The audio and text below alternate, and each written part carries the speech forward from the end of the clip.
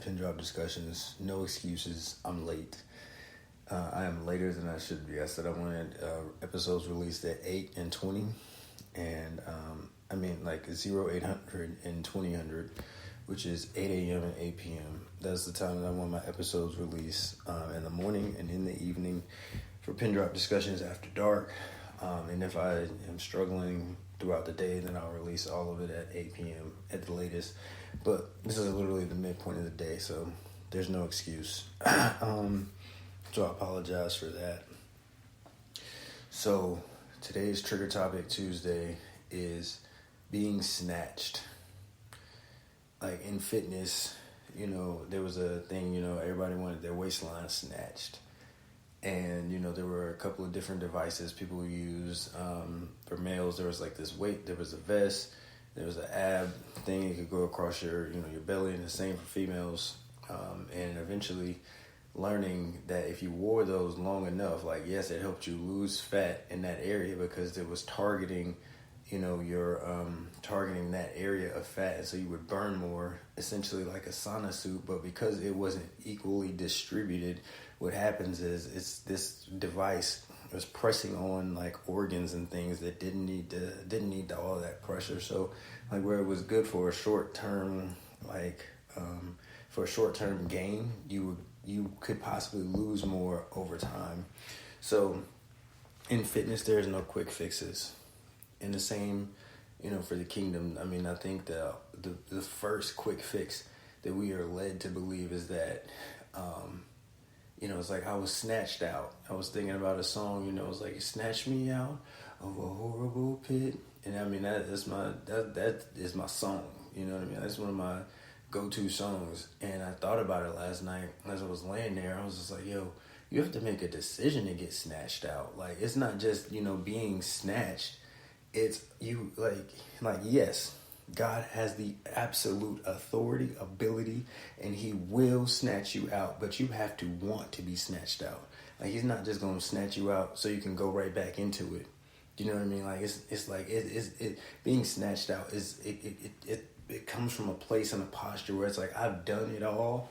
I've had enough. I've seen enough. I'm good. I don't want this anymore. And now I'm ready to be snatched. And then you get snatched.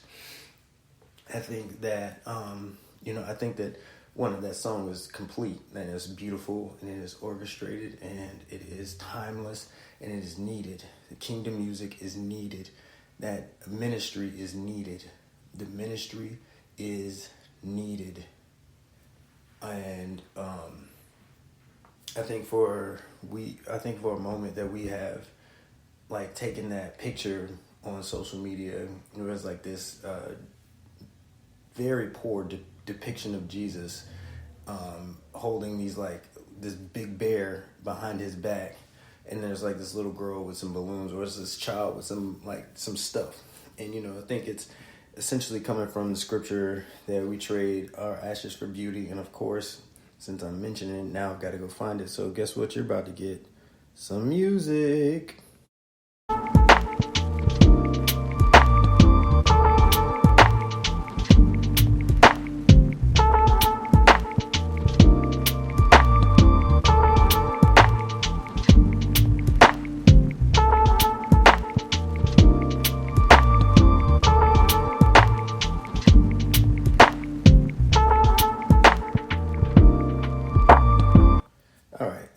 So Isaiah 61:3. So we've got this in, what is this, the New International Version or the King James 2? Yeah, okay, so there's King James 2, ASV, AMP. I'm using the Bible Gateway app. Or not the app, but just I went to Google. So King James 2:1 says, this is Isaiah 61:3. It says, to appoint unto them that mourn in Zion, to give unto them beauty for ashes, the oil of joy for mourning, the garment of praise for the spirit of heaviness, that they might be called trees of righteousness, the planting of the Lord, that he might be glorified. So here's the thing with that picture. I feel like we have, in America, we have thought because I didn't get what I want, that is that's my ashes. That's what I burn up. Because it's like, oh, it didn't go the way I wanted to. I was in this relationship, and like we were sleeping around, we were doing what we weren't supposed to be doing. He hurt me, she lied, he lied, this, that, the third, whatever. And God is sitting there like, bro, what? I told you not to do that 10 months ago, bro. Like I did not tell you to do that. So what is it that you're trying to give me? Like, what are you trying to give me right now? Like, you're trying to give me your tears over a situation that I told you not to do? Come on. I feel you. I understand you. I hear you. But grow up. Grow up a little bit. Because you ignored my voice. You ignored the voice of wisdom. You ignored the voice of your friends. That you ignored the voice of your leaders, of your counselors, of your teachers, of you've ignored the voice, and now you're crying? Come on. But still, there's grace, there's mercy. It's cool. Don't worry about it. I forgot it. I love you. I'm here. You're here. Start over. So I think we think that start over place is that trading beauty for ashes. And it's not. What it is the ashes is we put it on the altar before that even happens. Like, it's like you have to, first off, you have to see your own behavior. You got to see your own patterns, and you got to say, you know what? I know 9 times out of 10, I would probably do this. And I want to, and it's okay to say, you know what? I really want to do this thing. And now you put that on the altar.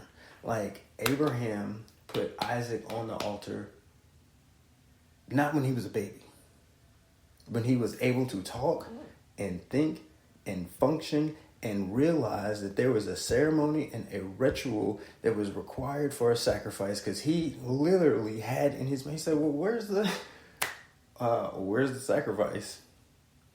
Right?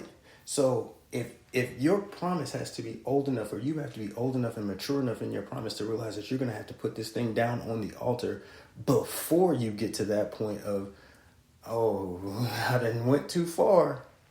Like, now you have a different standing in your relationship. I'm not saying that negates this other place, because if you, there's a difference between knowing and not knowing.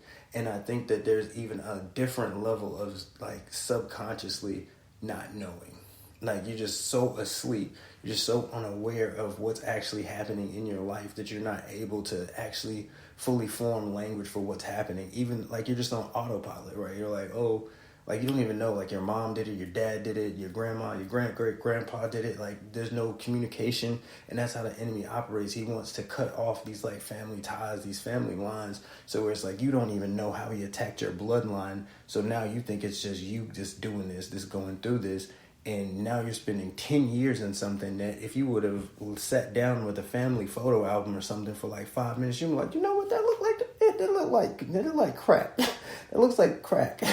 You know what? I think that I should probably not do that, because if there's an addict that runs in my family, there's an addiction that's trying to attack me, that's trying to attack the bloodline. So you know what? I'm good. So I might not want to do crack. So here's the thing with addiction. Addiction is very sneaky.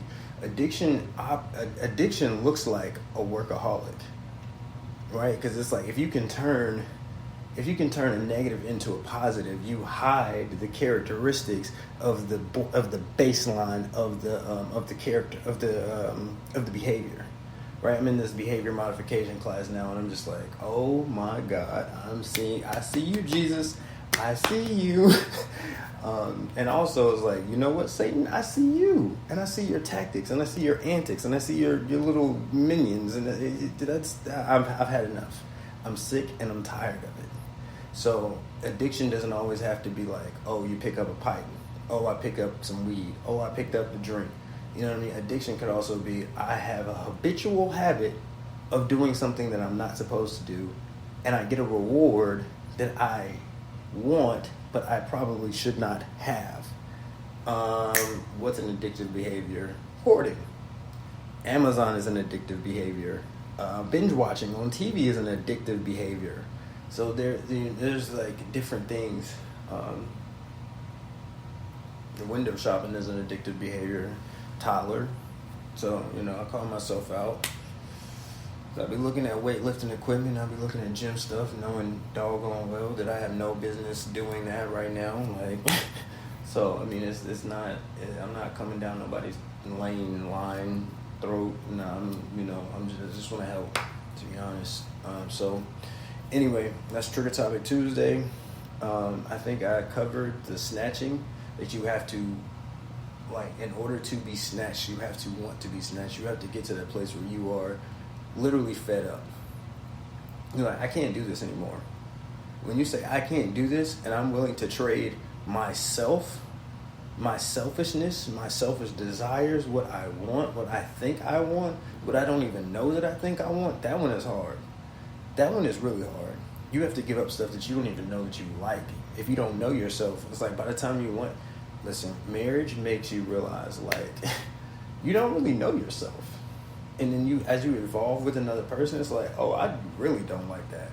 Or I really like that, and now I don't have it. And now, or you get I really like that, we do that, it's cool, that works, boom, cool, copacetic. That, you can build on that. I'm not knocking marriage at all. Marriage is a building thing. And, sometimes with building, like, even as you're building, with construction, there has to be a code that comes with it that says that this building is a structurally sound building. Because you can be building something that's not structurally sound, and it can look pretty, it can look like it is like everything that it's supposed to be, but it will not pass the inspection because it's not built the right way. You need the right foundation. You need I'm not in construction. I've never done it. I got that analogy. I don't know where it came from. I was thinking about the old apartment that we stayed in DC, and I was like, how does this place pass inspection? Because some of this stuff is just like, but I mean, I look back at it now, and it looks good. It looks like they made some really good improvements. So you definitely have to be aware of what you're building on, because you don't want to build on a gas line. You nick something and everything just explode and go up into smokes. You got to be aware of what you're building on, aware of what you're building in. Do not be in a place to where you have to say, like, after you build something and you say, I got to blow this all up, because it's like, it looks good, but it's not going to pass inspection. You want to pass inspection. You want to pass the inspection so that you can go and build something else.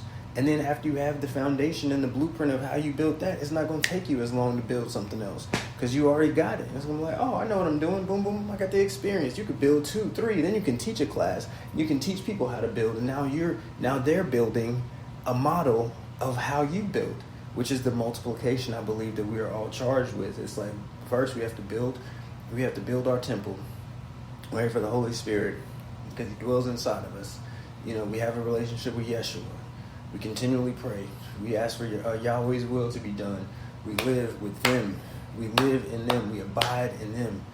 And as that happens, we multiply. Like, go tell somebody, and they go tell somebody, and they go tell somebody, and it's like, and now we're no longer waiting. We're already in anticipation, because the kingdom is clear. The kingdom is here. The kingdom is prepped. The kingdom is ready. The kingdom has been through the recovery stage. The kingdom has been through the prep stage. The kingdom has been through all the stages. Like, we don't need to retrain the wheel. We don't need to keep, like, starting over to try to get to something new. Like, oh, we need to go to the streets. Listen, the streets need to come to us. The world needs to come to us at this point. Like, yeah, it's cool, it's different, but the world, I'm going to tell you, Satan is so gifted, because he has a gift of making it seem like you're doing something. Like, I think about conversations that I've had with people, and I'm like, I've been pouring my heart out, and I'm like, yo, Jesus, this, that, and the third. I'm teaching them, talking about experiences I've had, and they're like, yeah, man, yeah. And then they go out, and it's like, oh, so you weren't even listening to me. Like, you just, okay, all right. And it makes you want to give up. We can't keep going out into the world, getting beat up, and then be like, you know what? Well, we just going to keep trying to be a little bit more worldly. Maybe the churches need to be a little bit more worldly. No, that is the bride of Christ. Would you want the bride of Christ out here twerking? I'm just asking. Just asking. Just like, oh, it's okay. Okay, Tell that to Jesus. Tell it to Yeshua. Say, it's okay for your bride to twerk. Tell him. You tell him. I'm not doing it. Y'all have a good one.